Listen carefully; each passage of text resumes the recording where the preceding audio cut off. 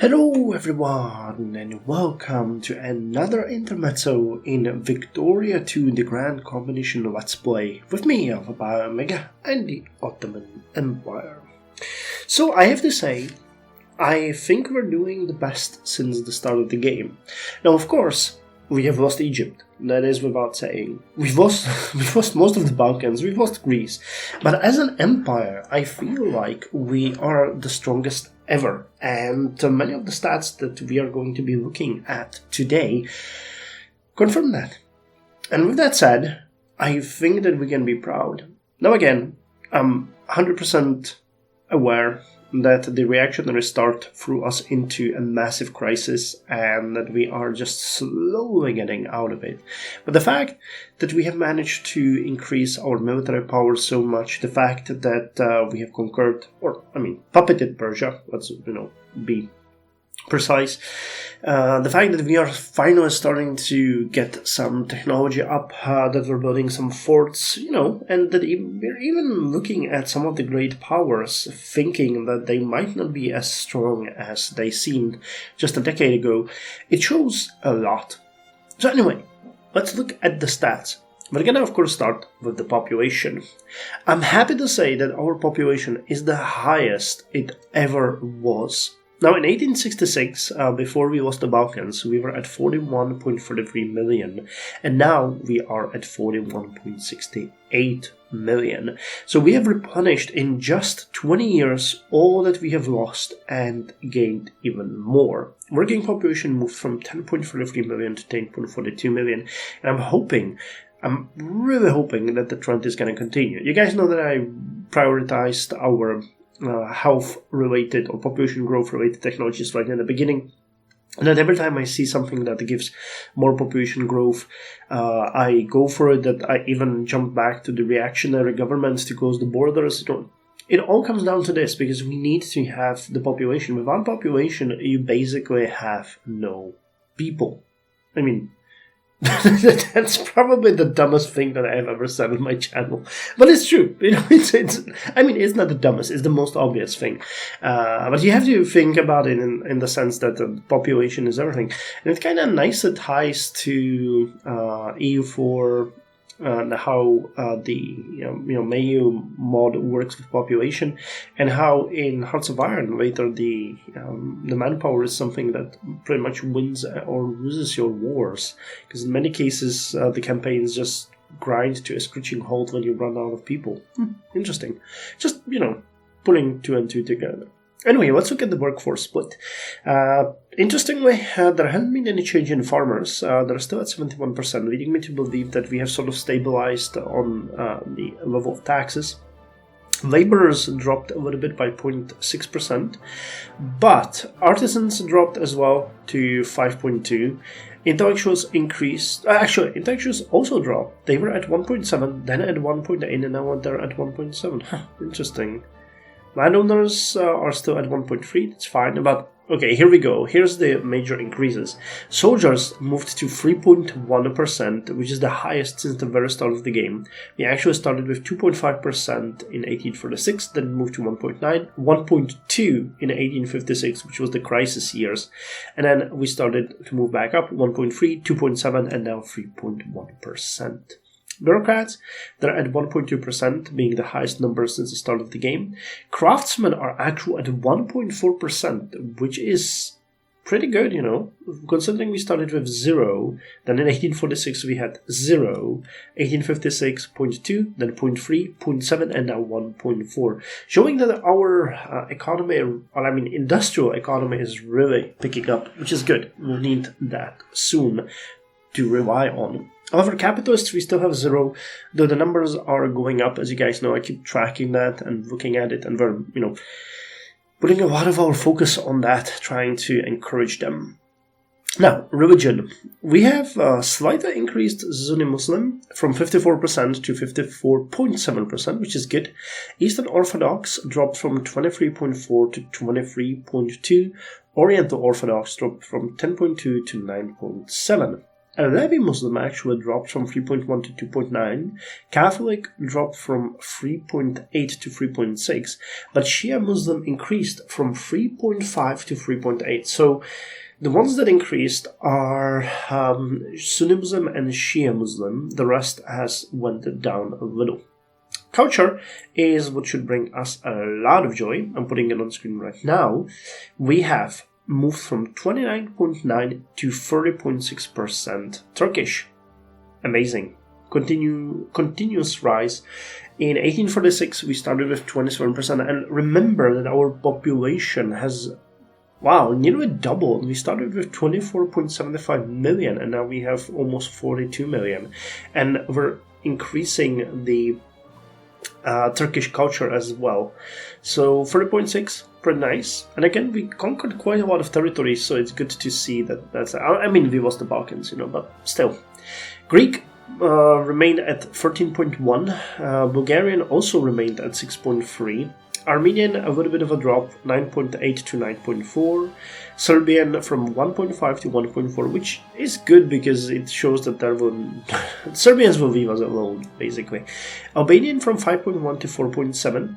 So even they are dropping. They started, by the way, at 6.4. So we can see a steep decrease, about one third of their entire, percentage-wise population has disappeared, because I'm pretty sure that they're increasing as an ethnicity as well. Mashriki, though, are also increasing together with the Turkish from 10 to 10.6. I'm not aware if we conquered some territories recently that would give this, or if they just really have such a high birth rate. I guess it might be because there is no culture to convert to. Because Turkish is mostly in Anatolia and starting to be a little bit in the Balkans and the European territories. But I don't think it's penetrating this deep to the, southern territories. Interesting. Kurdish dropped from 4.3 to 4.1, which is a decrease, but we started with 3.8. But then again, all the eastern territories, if you remember, were puppets and separate principalities or states. So the fact that we are suppressing them like this is good. And Bosniak at 0. Again, still at 0. We checked that in the last... I think it was in the last Intermezzo where we looked at the fact that we have 3 pops left, which pretty much mean nothing. But I'm still keeping that, in the table for, clarity's sake. Ideology. As you can see, another decrease in conservative. We dropped to 46.4, which is interesting because I'm really thinking whether it's natural decrease, or if you make someone a ruling party, if it just means that their support is gonna drop or something, because they've been dropping since the very beginning of the game. Started with nearly 80%, and then 64, 50.7, 47.6, 48.4, and now 46.4. Despite the fact that everything is going well. I guess it's just a natural thing, but liberals are also dropping. After the start of 12.5%, they went all the way up to nearly 37% in 1856, and then they started dropping, now that they're at 27%. Reactionaries increased further from 5.8 to 6.3, so we have the highest reactionary support since the very beginning of the game, 6.3%. Well, radicals also at the highest ever, from 3.7 at the beginning of the game, 8.1 10 years ago, now 8.7, and socialists as well. They were at 10% last year. Or not last year, last update. I keep saying last year, I apologize. It's last update. And now they're at 11.7%. So the situation in the empire is changing. I might even consider switching to socialist eventually, because they give you a much better control over the economy. But I would still consider going a little bit more reactionary in the, in between. But there's really nothing that we would want to change. When we look at our reforms, there really isn't anything that I don't like. The good safety regulations are great. Acceptable school system and the good school system would be also good. That there's nothing against reactionary. Child labor is illegal, that's fine. We have closed borders. Debtors prison fine are gonna go to bankruptcy. That's also cool. Colonial policy, I don't really care. State press is, well, slavery, public meetings, voting system. Reaction should really be tied to things like voting system, political rights, upper house, political parties. These, the social reforms, they don't really care, And the unitary system is also pretty good. I like it. We've added a bunch of things that help with the assimilation rate, which is really, really, really good. Does it show us here the most pressing issues? Landed voting. Well, that's not going to happen. Good school system, though. Do we have any support for that? 6.12, 10% of the upper house would vote yes.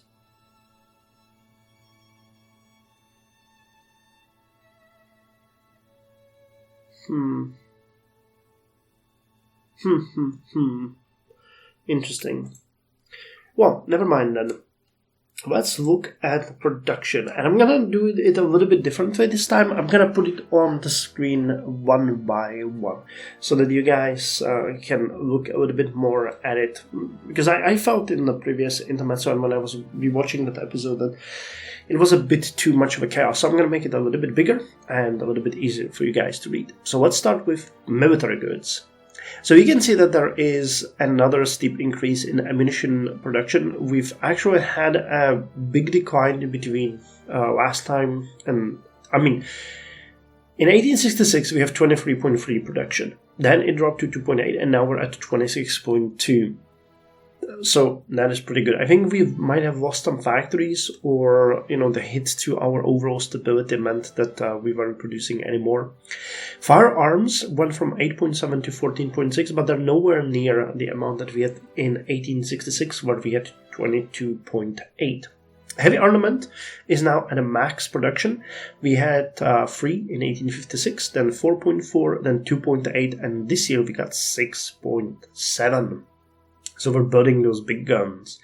Canned food at a record high as well. That one actually, well, that's interesting because in 1846 it was at near 62, then it dropped to 17.2, 17.7, then 35.4, 53.2, and now it's 75.9. Again, this is a bit of the economy and the factories because we've built a couple of canned goods factories and they are finally taking off, so it's good. Raw materials. Well, there's no production of cotton and dyes, but we have a little bit of an increase in wool production from 374 to 375.8. Silk is up by 0.12 from 17.5 to 17.6. Coal went up finally. We were at 195.5 in 1866, then we dropped to 176, and now we're at 186. The reason is, in my opinion, the loss in the Balkans, because I'm pretty much sure that we had a ton of good coal factories there. So, yeah, that's that. Sulfur is at 46.7, which is a little bit less than the year prior, the update prior, where we had 98.4. No, wait, I was talking about sulfur. 49.2 and now 46.7. Damn, sorry. Metals are at a relative high. We had 98.4 last year and now we had 97.7, so it's a difference of 0.7. That really is nothing, that's just a fluctuation. And wood went up to 52 from 43.9, but still, wood and timber is just a bottleneck that we're facing. And precious goods are at an all-time high of 12.4, so that's really, really nice. Now, let's look at industrial goods. So alloys at 5.4, which is a record, 4.7 for cement, which is not a record, but it's an actually, no, even alloys are not an increase. In 1866, we had 28 and 19.7, so we probably lost a factory or two in the Balkans. Interesting. Cement is at 4.7, which is, a mediocre value. Machinery dropped all the way to 0.4, which is a little bit weird, but might be, connected to the collapse of the prices. Glassware also dropped to 105.8. we had fertilizer drop from 66 to 32.4, which is still, on the other hand, double of what we had in the decades prior. Not in the last one, that was 66, but before. Chemicals are at 32.3, so a drop again. And we're producing a little bit of Quippers, 2.6 per year, which is higher than 0 before, but in 1846 we were almost at 10. So again, fluctuating up and down. Steamers, electric parts, nothing there. Textiles though, 555.7. That is more than double that we had in 1876, and it's more than triple that we had in 1866, a massive increase. I guess, we're gonna produce carpets and furniture. And timber is at 1.8. That's the pain of my existence. And last but not least, consumer goods. Well, consumer goods are doing good. Paper 10.3. Which is an increase from last year, but nowhere near the record highs of 1846 and 1856, where we were at 41 and 31.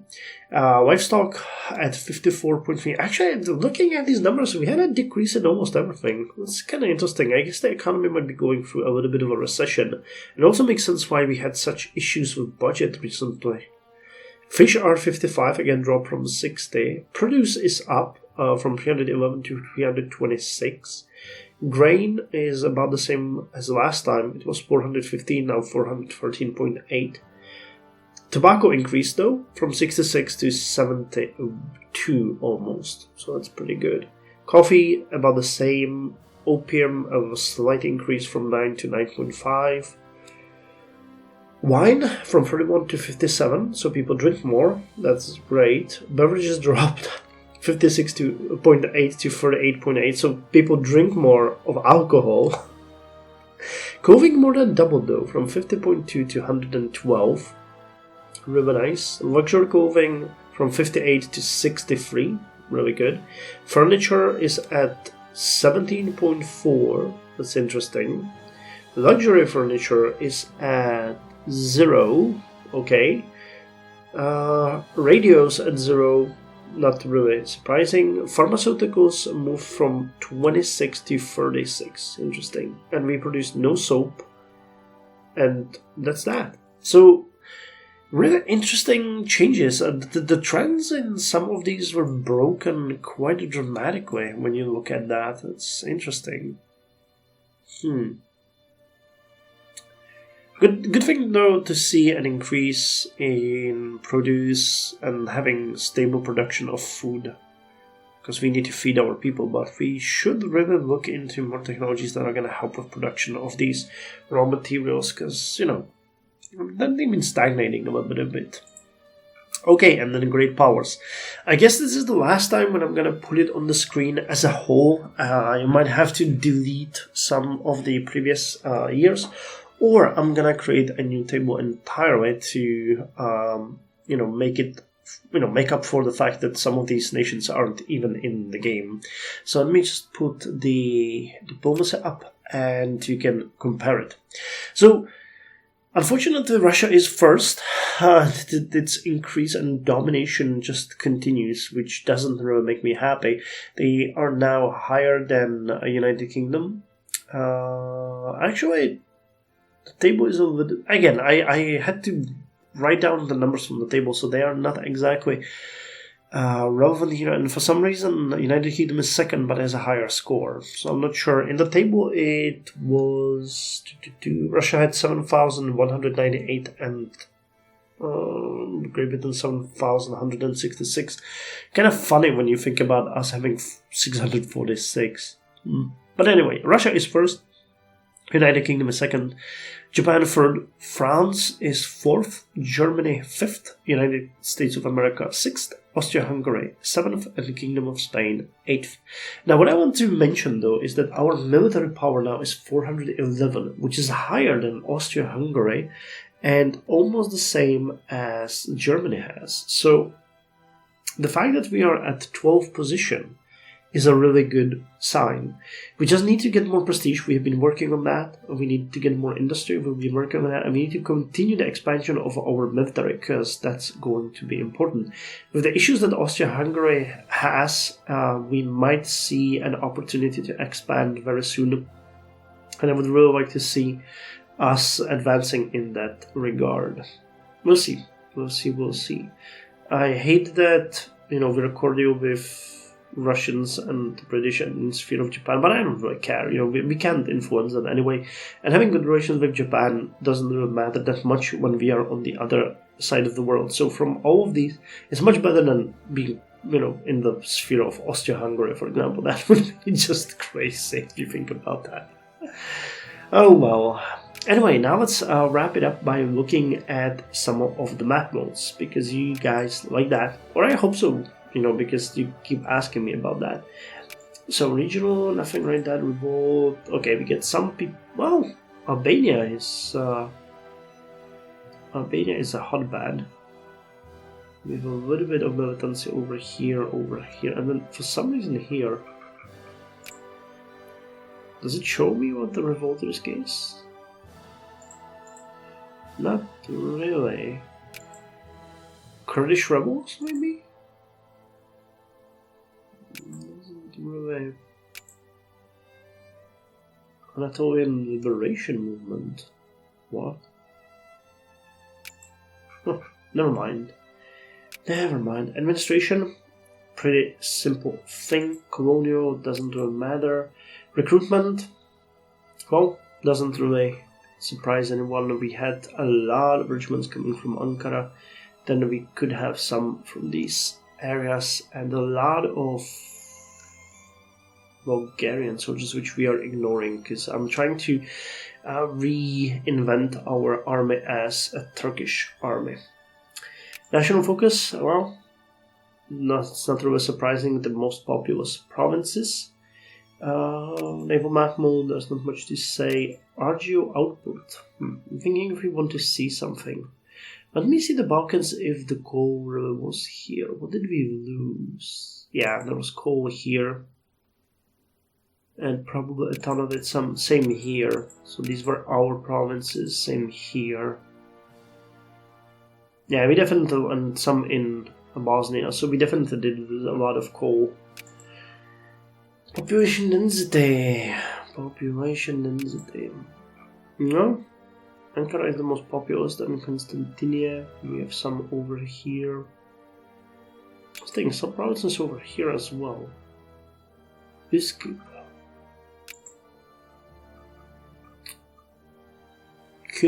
Kyrgyzstan. Edirne. Izmir. Well, it's shaping up, We've had a pretty bland map. Now we can definitely see some kind of differentiation.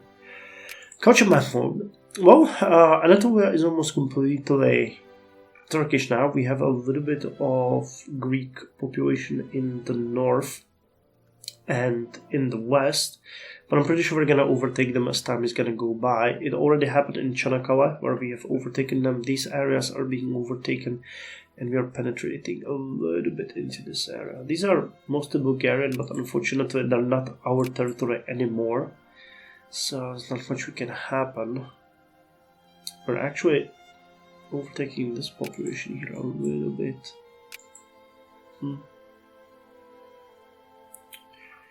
But we're just gonna have to think about it. And Mashriki over here.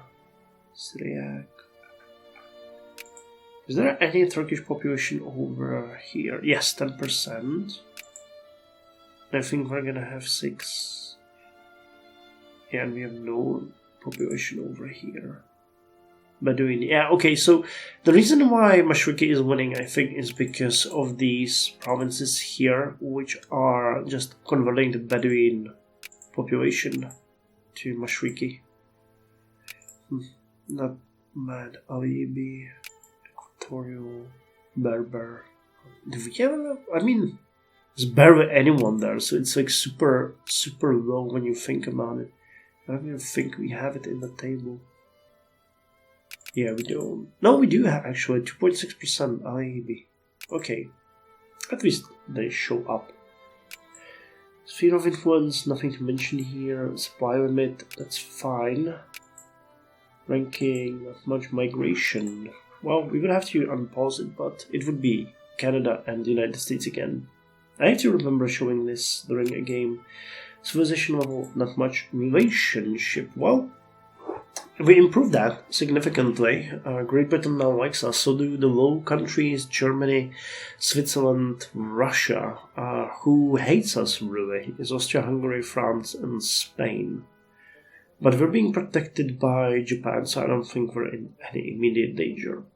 I mean, France would just bend us over the table if they could, but they can, so that's good.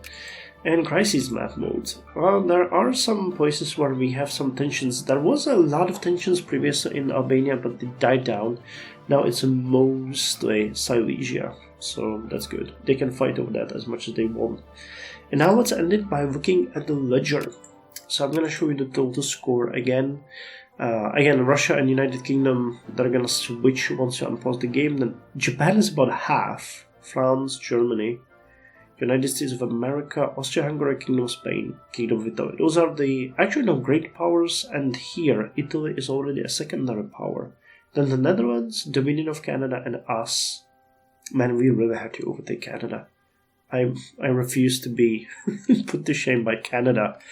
Belgium, Sweden, Brazil has a really interesting flag. Denmark, Switzerland, Peru. And then Finland. Qing Empire is now a civilized nation. They lost almost everything. Who has the highest prestige? UK, Russia, Germany, France, Spain. We're not. No, actually, we're on the table. Alright. Argentina has a little bit more than we do. Carangova. Brazil. Industry.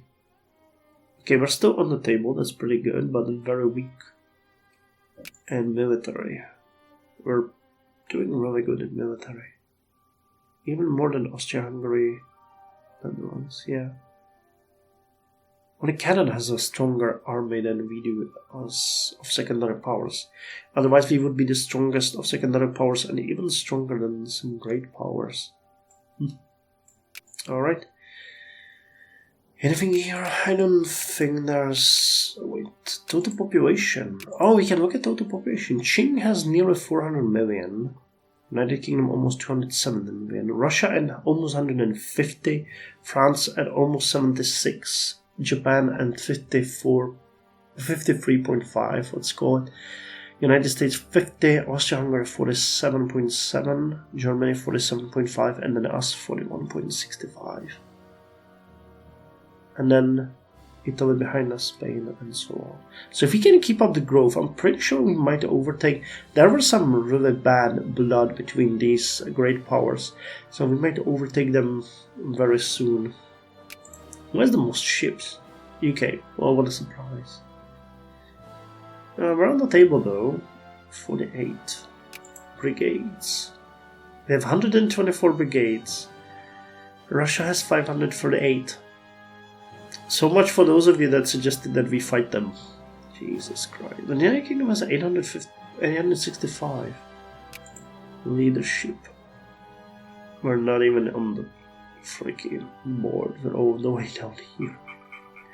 Literacy. 100% in Liechtenstein, Papal States, Grand Duchy of Luxembourg, Denmark, Norway.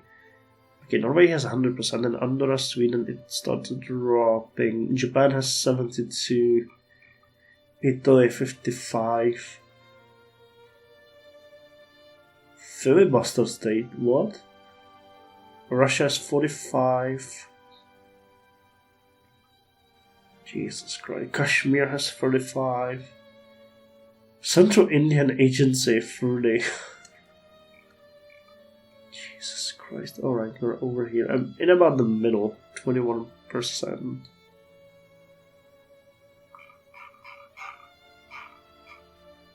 When it comes to total population, are we the worst when it comes to stats like this?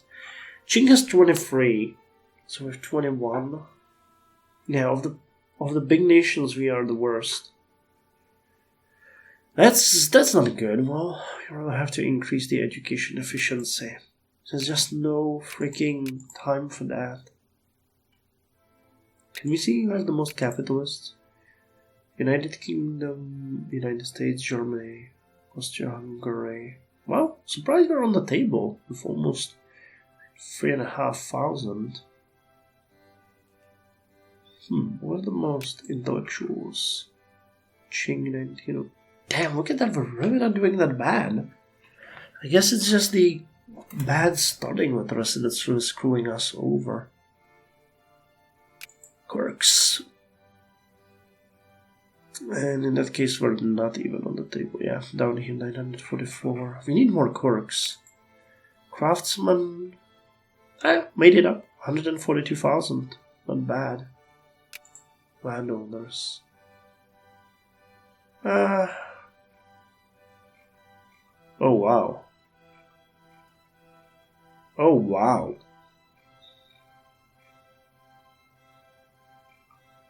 Wait, really? Oh no, okay. Okay, my bad. And soldiers. Russia, 1.7 million. Let that sink in. We got 318,000. Jesus Christ. Who has the most slaves, by the way? Qing, 650k. Sokoto, Afghanistan. Gaza. Muscat, Man. Tigray. Alright, well, I'm gonna end the episode here. I hope you enjoyed it, and I'll see you next time with more Ottoman Empire in Victoria II, the Grand Combination.